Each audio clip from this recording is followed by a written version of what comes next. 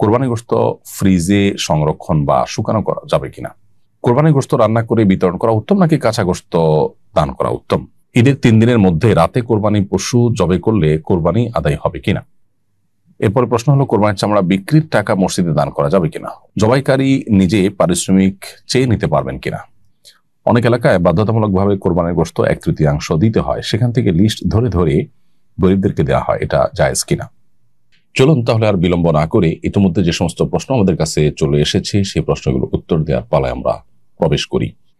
উত্তর হলো 3 দিন আর 2 রাতে কোরবানি করলে বিশুদ্ধ হবে, অর্থাৎ জিলহজের 10 তারিখ তথা ঈদের দিন সকালে ঈদের নামাজের পর থেকে কোরবানির ওয়াক্ত শুরু হয়।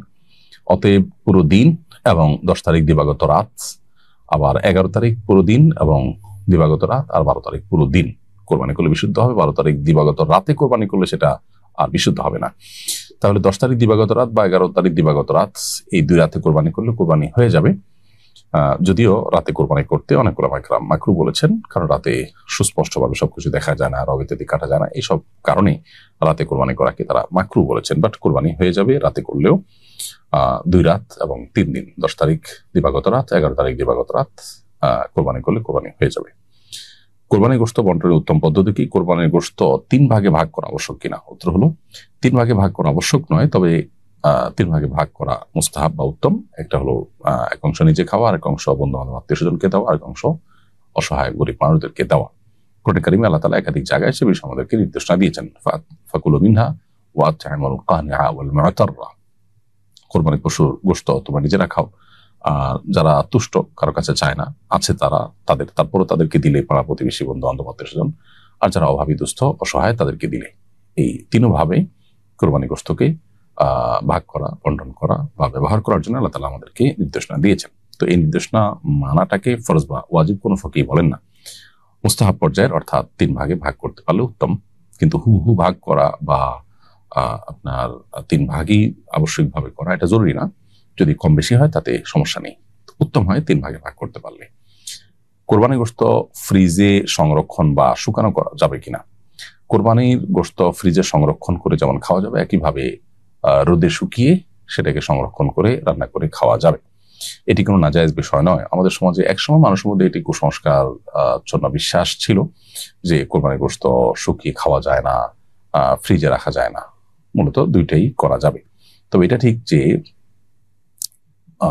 আপনার পুরো কোরবানির পশুর গোশতটাই আপনি সংরক্ষণ করে দিলেন, সামান্য কিছু দিলেন বা দিলেন না, এটা উত্তম নয়। সন্দেহাতীতভাবে এটি পুরোটাই আমরা আল্লাহর উদ্দেশ্যেই নিবেদন করে ফেলেছি। মূলত কোনোটি আমাদের কাছে ব্যাক আসার কথা নয়। অন্য সাধারণ দান যেরকম দান করলে সেটা দিয়ে দিতে হয়, এটা এক প্রকার আল্লাহর উদ্দেশ্যে আমি নিবেদন করলাম দানের মতোই, এটা আমার কাছে ব্যাক আসার কথা নয়। আল্লাহ তাআলা আমাকে তিনি উপহার হিসাবে দিয়েছেন, আমরা বলেছি আল্লাহ আপনাকে দিয়েছি, আল্লাহ সেটা অ্যাকসেপ্ট করে আমাদেরকে আবার খেতে দিয়েছেন।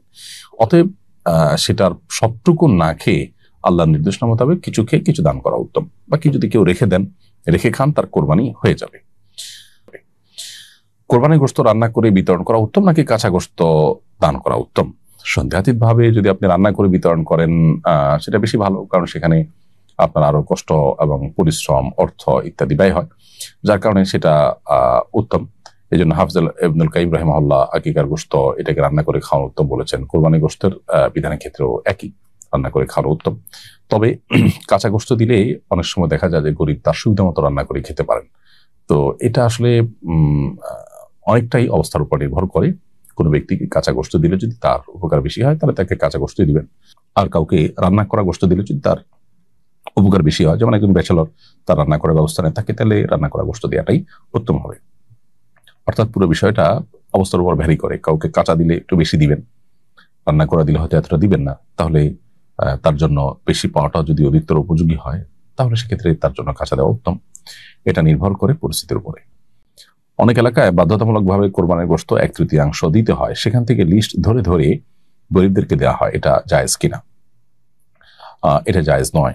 কারণ কোরবানি কারক যারা, কোরবানি কর্তা যারা, তারা তাদের কোরবানির পশু থেকে 3 ভাগ করবেন নাকি 2 ভাগ করবেন, এটা তাদের একান্ত নিজস্ব ব্যাপার। শরীয়ত তাদেরকে 3 ভাগ করতে উৎসাহ দিলেও বাধ্য করেনি। এখন আপনি যদি মহল্লা থেকে 3 ভাগের 1 ভাগ তুলে নিয়ে যান, তার ছাগলটাতে যা গোশত হয়েছে তার 1 ভাগ আপনি নিয়ে যান, মহল্লার কিছু লোকেরা সবার কাছ থেকে কালেকশন করে এরপরে গরিবদেরকে সুষম বন্টন করে দেন, বাহ্যিক দৃষ্টিকোণ থেকে এটা ভালো কাজ। কিন্তু যিনি কোরবানি করেছেন, গোশতের মালিকানা তার, আল্লাহ তাআলা তাকে দিয়েছেন, আল্লাহ তাকে অ্যাডভাইস করেছেন 3 ভাগ করার জন্য, কিন্তু বাধ্য করেননি।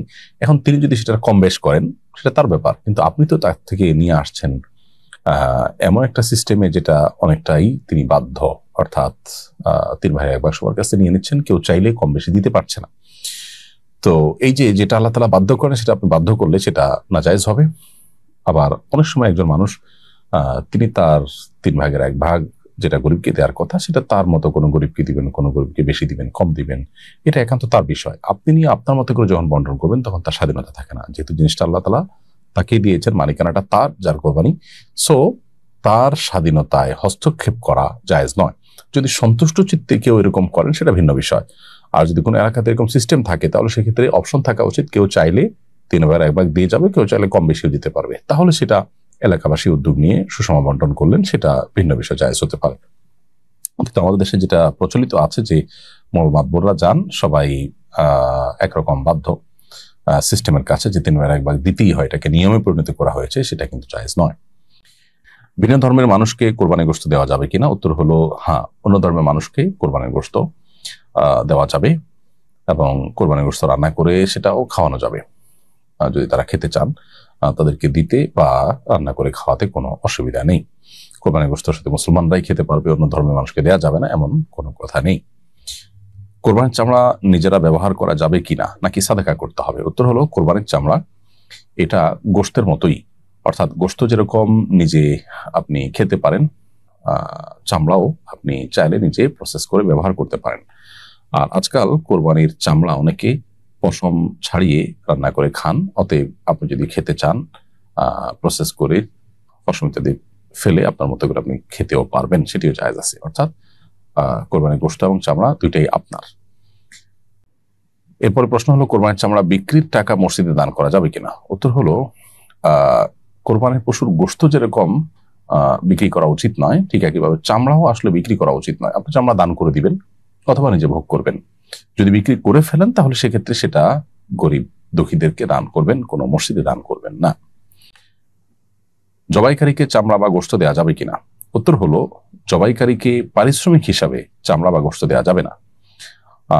তবে জবাইকারী ব্যক্তি আত্মীয়, এলাকার মানুষ, এমনিতেই আপনি দিতেন, জবাই না করলেও তাকে দিতেন, সেই হিসাবে আপনি তাকে গোশত দিলে সেটা ঠিক আছে। অর্থাৎ এমনি ধরুন আপনি তাকে 1 কেজি 2 কেজি বা 3 কেজি গোশত দিতেন বা একটা নির্দিষ্ট পরিমাণ গোশত দিতেন, সেই হিসাবে দিলেন, সেটা ঠিক আছে। বাট তিনি জবাই করেছে সেজন্য আপনি তাকে গোশত দিচ্ছেন, সেজন্য চামড়া দিচ্ছেন, কল্লাটা দিচ্ছেন, জবাই করছে, এই হিসাবে দিলে সেটা পারিশ্রমিক হবে। আর কোরবানির পশুর কোনো কিছু পারিশ্রমিক হিসাবে দেওয়া জায়েজ নয়। জবাইকারী নিজে পারিশ্রমিক চেয়ে নিতে পারবেন কিনা? কোরবানির পশু জবাই করা এটা যেহেতু পরিশ্রম সাধ্য একটা কাজ, এটার জন্য ছুরি কিনতে হয়, ধার দিতে হয়, পরিশ্রম করতে হয়, অনেক পরিশ্রমী এটার পেছনে কম বেশি থাকে। ঈদের দিন তার নিজের ঈদের আনন্দকে অনেকখানি আপনার মাটি করিয়েও অনেকে দিনভর পশু জবাই করেন মানুষের। তো এখানে যেহেতু তার শ্রম আছে বিধায় তার পারিশ্রমিক তিনি চেয়ে নিতে পারেন। বরং পারিশ্রমিক না চাইলে বা নির্ধারণ না করলে যেটা হয় যে অনেকে কম দেন, অনেকে বেশি দেন, অনেকে দেন না, এখানে যিনি জবাই করেছেন তার মনে কষ্ট থেকে যায়, তাহলে সেক্ষেত্রে সেটা নাজায়েজ হবে। আপনি কারোর কাছে সার্ভিস নিলেন, তাহলে তার সার্ভিস ফি আগে চূড়ান্ত করে নেবেন, যাতে করে কোনো প্রকার মনোমালিন্যের রাস্তা না থাকে।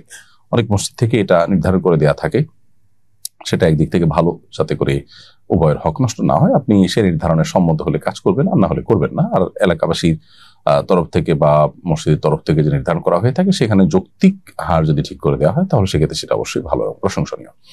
কোরবানি পশুর ছবি বা ভিডিও সামাজিক মাধ্যমে পোস্ট করা জায়েজ কিনা?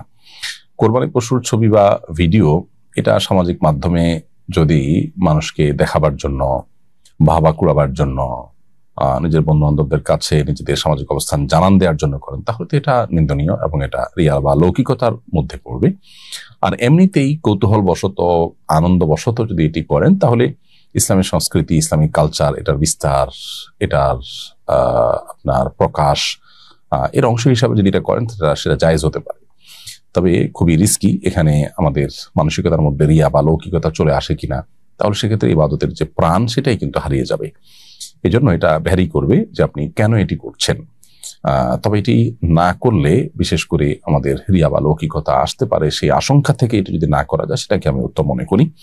কোনো কারণে যদি কেউ করেন তবে তার উদ্দেশ্যের মধ্যে কোনো প্রকার অসততা, অসাধুতা, নিচুতা এরকম কোনো কিছু যেন না থাকে সে বিষয়ে তাকে এনশিওর করতে হবে। অর্থাৎ আমি গরু দিচ্ছি, এটা আমার বন্ধু বান্ধবরা জানবে, বড় গরু দিয়েছি, বড় ছাগল দিয়েছি জানবে, এবং সবাই বাহবা দিবে, আমার সামাজিক অবস্থানের প্রকাশ হবে, এই সমস্ত উদ্দেশ্য থাকলে সেটি তো অবশ্যই নাজায়েজ এবং গুনাহ হবে। আর এমনিতে আনন্দ প্রকাশ করে করলেন, ওইরকম কোনো উদ্দেশ্য আপনার মাথায় নেই, তাহলে সেটা জায়েজ হতে পারে শর্ত সাপেক্ষে, তবে সর্ব অবস্থায় অ্যাভয়েড করাটা উত্তম।